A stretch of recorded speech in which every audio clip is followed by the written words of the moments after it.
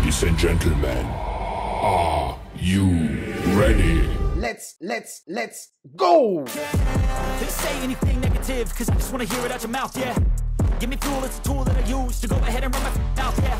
I take shots, I take loss, I make shots, I miss lots. That's how you get big box, you get yachts, you swing lots and pop off a big shot. Hello, bienvenue sur C0 Academy. Aujourd'hui, on va regarder un sujet qui est vraiment super intéressant, à analyser la tokenomics d'un token. Donc, comment fonctionne le token et son évolution sur le temps. Et ça, c'est vraiment indispensable quand tu veux rentrer dans un projet. Évidemment, cela ne garantit pas la réussite derrière. Ce n'est pas le seul élément à prendre en compte, mais ça peut être un moyen, en tout cas, de grandir ses chances de rentrer au bon moment. Et ça, c'est vraiment très important.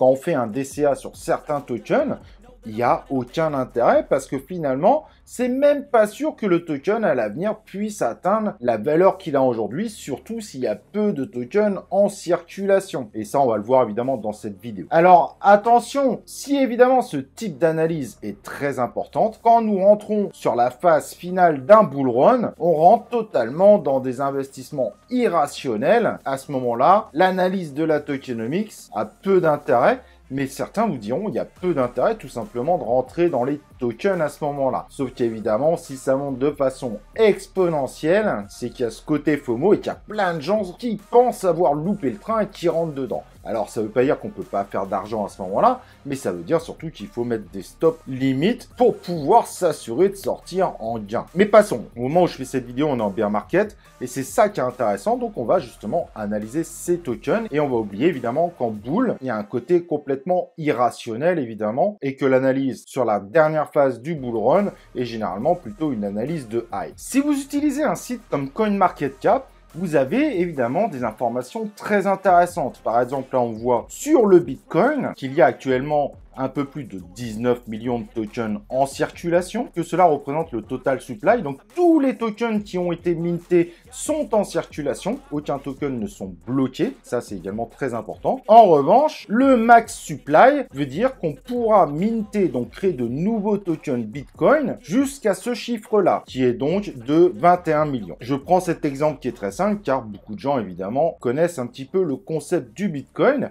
Et par rapport à l'algorithme réalisé par ceux qui ont créé le Bitcoin, ce chiffre ne sera atteint à peu près qu'en 2140. Ce qui veut dire qu'actuellement, en réalité, il n'y a quasiment plus aucune inflation possible. On est sur une tokenomics relativement viable. En termes d'analyse, il peut être également très intéressant également de vérifier le market cap du token, car beaucoup d'investisseurs investissent sur un token en comparant par rapport aux autres. Donc cet élément n'est pas du tout anodin. Alors évidemment, le Bitcoin, c'est le market cap le plus gros, mais sur d'autres tokens, évidemment, il faudra mesurer ça. Et le market cap total, si tous les tokens étaient créés jusqu'au max, nous indique qu'au moment où on aura atteint le maximum de tokens que l'on peut créer, on serait alors sur ce market cap. Donc ces deux éléments sont également très importants, pas pour la tokenomics en soi, mais en termes d'investissement. Et d'ailleurs, pour finaliser là-dessus, on peut prendre également Ethereum en exemple, et lui en max supply, il y a écrit tout simplement no data. Cela veut tout simplement dire qu'on peut minter à l'infini du token. Et ça, c'est évidemment très intéressant. Cependant, pour ce type d'information, vous pouvez aussi vous référer sur CoinGecko, car parfois, il peut arriver que sur CoinMarketCap, les données soient pas parfaitement à jour. Et le fait d'avoir les deux vous permet aussi de vérifier que les informations sont les mêmes partout. Dans certains cas, c'est pas forcément le cas, donc je vous recommande de le faire. En revanche, si on prend un troisième exemple, le troisième plus connu du marché, le BNB, donc proposé par Binance, on voit qu'il y a un max supply de 200 millions, mais qu'il y a 161 millions de tokens en circulation, ce qui représente l'intégralité des tokens actuellement existants. Mais là, il y a une particularité, et c'est pour ça que vous ne pouvez pas vous arrêter à ce moment-là, c'est qu'en réalité, Binance brûle de temps en temps un certain nombre de tokens, et là, finalement, le max supply avait été atteint à une période, mais il diminue au fur et à mesure. Mais pour avoir cette information-là, sur le coup, vous devez aller chercher. Vous ne pouvez pas vous arrêter là. Mais alors, qu'est-ce qu'on pourrait regarder également ? C'est important, c'est un peu l'inflation du token. Et ça, c'est réellement très important. Parfois, vous pouvez trouver l'information sur Internet, mais ce n'est pas toujours évident. mais grâce à CoinMarketCap, en fait, vous pouvez vous faire une idée de l'inflation. On va prendre par exemple Ethereum classique. Quand on met la valeur du token et qu'on switch en cliquant sur Market Cap pour voir le market cap du token, on voit qu'il y a une différence sur la courbe entre la valeur et le market cap. Et à ce moment-là, on regarde par rapport à la TH et on voit par exemple à droite que le market cap monte plus vite que la valeur du token. Ce qui veut dire qu'on a quand même une inflation visible et qu'il faut quand même s'intéresser à ça, surtout si vous rentrez dans une phase de bear market qui dure par exemple 4 ans. Ça veut dire que vous mangerez évidemment cette inflation. Et ça, c'est évidemment important à prendre dans vos calculs. Là, on n'est pas sur une inflation extrêmement forte, mais elle est quand même présente et forcément, cela aura un impact dans le futur car un certain nombre d'investisseurs regardent le market cap pour investir en situant évidemment le projet par rapport aux autres projets. Donc l'inflation, il faut malgré tout la prendre en compte. Sur les tokens où l'inflation est très forte, la différence est assez notable. Et là, ça peut vouloir dire que si vous avez, vous, l'impression que le bear market dure encore quelques années, bah, c'est peut-être vraiment pas le moment de rentrer, même si vous adorez le projet. Et c'est pour ça qu'à chaque bull run, un certain nombre de tokens, finalement, ne retrouvent jamais son ATH. Maintenant qu'on a ces éléments-là, il y a autre chose évidemment à regarder, c'est souvent la répartition des tokens par rapport aux éventuels holders. Ça, c'est également très important. Donc, on peut utiliser un outil qui est vraiment génialissime, qui s'appelle Bubble Map, que vous avez du coup derrière moi. Et on va regarder un token, par exemple, comme AppSwap Finance, certes, beaucoup moins populaire aujourd'hui, mais qui propose une répartition intéressante. Donc, à droite, vous avez la liste des wallets. Au milieu, les bulles qui représentent tout simplement la répartition des wallets. Et quand vous avez des bulles avec des couleurs, généralement, ça représente ce qu'on appelle un cluster. Ça veut dire que les wallets sont liés entre eux. Là, en haut, pour savoir ça, on a mis du BNB. Pourquoi le BNB? Parce qu'on est sur le réseau BNB Chain. Donc, pour pouvoir payer les frais de transaction ou de swap, bah, on est obligé d'avoir du BNB et souvent les wallets d'une même personne se redistribuent du BNB entre eux. Et donc là, on voit malgré tout quelques clusters. Mais attention, il ne faut pas arrêter l'analyse à ce moment-là. En cliquant sur un des wallets qui paraît être un gros cluster avec deux wallets différents, on voit en effet que celui-ci représente quand même 3,6% des tokens. C'est quand même assez conséquent. Mais il ne faut pas s'arrêter à ça. On s'aperçoit en regardant à droite que l'un des deux wallets, c'est un wallet appelé AnySwap qui permet tout simplement de faire une répartition aussi de ce token sur le réseau Polygon. Donc c'est un wallet technique, donc il n'est pas finalement à prendre en compte. Vous pouvez donc tout simplement sur l'œil ne plus les faire apparaître car finalement dans votre analyse tokenomique, ils ont peu d'intérêt. Ce sont des tokens techniques pour faire un bridge entre deux blockchains.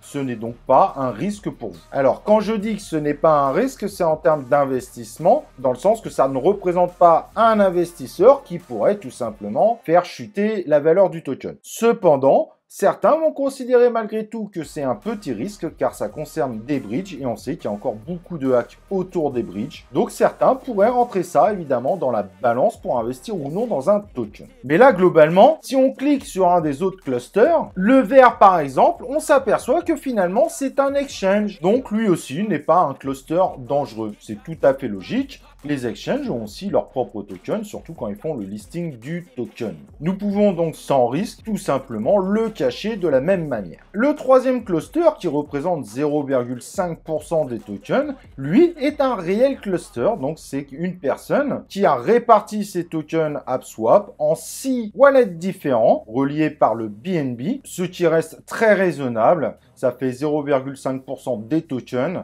C'est pas du tout dangereux finalement pour le token. À présent, on voit que le plus gros wallet, qui lui est indépendant, concentre 0,79% des tokens, comme vous voyez à droite. On est donc sur un token qui est très sain en termes tokenomics. Pour information, tous les wallets qui sont grisés, il y a une petite icône en forme de feuille. Cela veut dire tout simplement que ce sont en réalité des smart contracts et donc ce ne sont pas des wallets qui appartiennent à des holders. Autre petite précision, vous avez la possibilité en haut de choisir d'autres réseaux Avax, Phantom, etc., etc.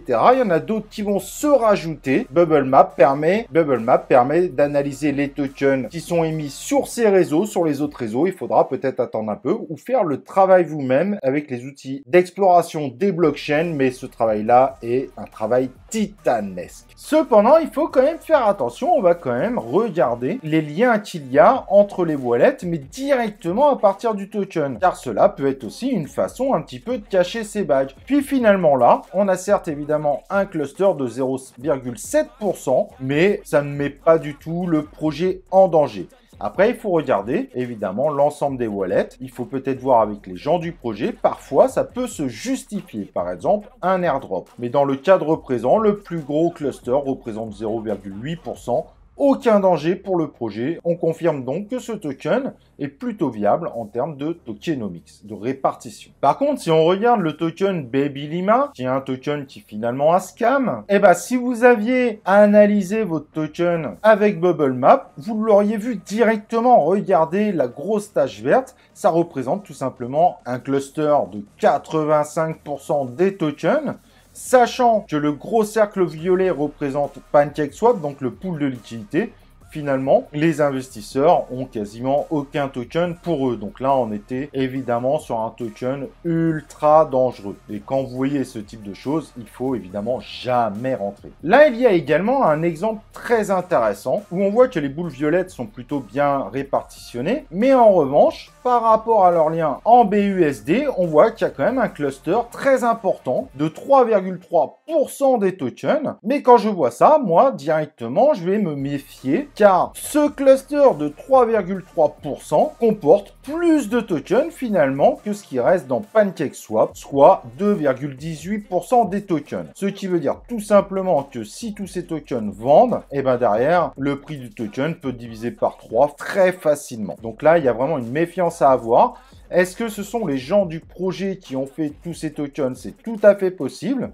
Donc il faut évidemment ne pas hésiter à leur demander. Selon leur réponse, vous vous ferez votre propre avis. Mais malgré tout, en termes de projet, ces tokens ne sont pas lock. Donc on reste sur un risque réel tout simplement. Donc là, si en effet l'équipe vous confirme que c'est bien leur wallet, que c'est pour gérer le projet, bah ça dépendra évidemment de la confiance ou pas que vous avez envers cette équipe. Mais le risque est réel. Et là, pour en profiter, quand on voit en haut à droite, on voit qu'il y a 59% des tokens qui sont bloqués et qui font donc partie d'un concept de vesting avec des déblocages au fur et à mesure. Pour savoir évidemment comment ça va se débloquer, il va falloir regarder le white paper. Vous pouvez aussi essayer d'analyser si le pourcentage actuel correspond à peu près à ce qu'avait annoncé le white paper. Ça peut être aussi une bonne piste pour vous, pour savoir si finalement c'est plutôt bien respecté. Mais en revanche, cela veut dire que finalement, seuls 40% des tokens sont en circulation, et donc il y aura forcément une inflation qui est quand même importante, de x2,5 qui est possible. Et ça, forcément, ça aura un impact sur le prix, car ça augmentera une pression vendeuse, et en bear market, la pression vendeuse peut faire beaucoup de dégâts. Mais quand on clique directement sur le token, sur les wallets qui sont liés directement par le token du projet, c'est là qu'il y a un petit hic. On voit qu'il y a des toiles d'araignée dans tous les sens. Alors dans certains cas, ça pourrait vouloir dire qu'il y a eu un airdrop, mais là, il y a quelque chose malgré tout d'assez suspicieux, car on voit qu'il y a une étoile d'un côté, une étoile de l'autre, puis il y a des liens entre les deux, etc., etc. Si vous aviez qu'une seule étoile, ça pourrait clairement montrer un airdrop, et en suivant évidemment les actualités du projet, ça peut vous confirmer que finalement, c'est pas du tout une mauvaise chose. Mais là, par contre, avec des étoiles un peu partout, qui à la fin finissent toujours par se retrouver, à moins que ça soit des multi-airdrops partout, mais là, il faut vraiment creuser, car ce cluster-là, évidemment, représente plus de 16% des tokens, et c'est tout simple. Si tout ça, en réalité, ne peut se justifier en termes du projet, bah si ça vend derrière, le token, il est tout simplement mort. N'oubliez pas que la tokenomics des tokens est en cash, et donc, vous devez évidemment actualiser au moment où vous voulez faire votre analyse pour rentrer ou non sur un token. C'est très important de remettre à jour l'analyse du token. Et donc pour finaliser, il y a encore d'autres choses qui sont évidemment très importantes. C'est aussi à quoi sert le token.